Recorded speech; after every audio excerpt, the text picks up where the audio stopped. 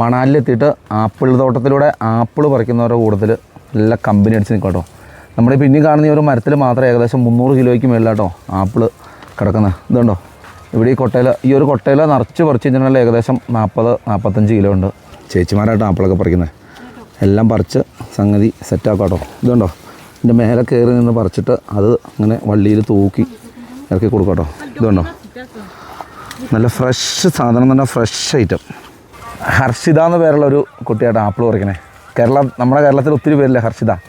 ഇതാണ് അവരുടെ ബോസ് കാനാം ഭാഗ. അപ്പോൾ നല്ല കമ്പനിയാണ്, ആദ്യമായിട്ട് കണ്ടതാണെങ്കിലും വലിയ കമ്പനിയാണ്. എല്ലാ ദിവസവും ഈ തടി ചുമടും പണിയൊക്കെ ആയിട്ട് നടന്നിട്ട് എന്ത് കാര്യം, കുറച്ചൊക്കെ ജീവിതമൊക്കെ ആസ്വദിക്കണം. ഇത് കണ്ടോ,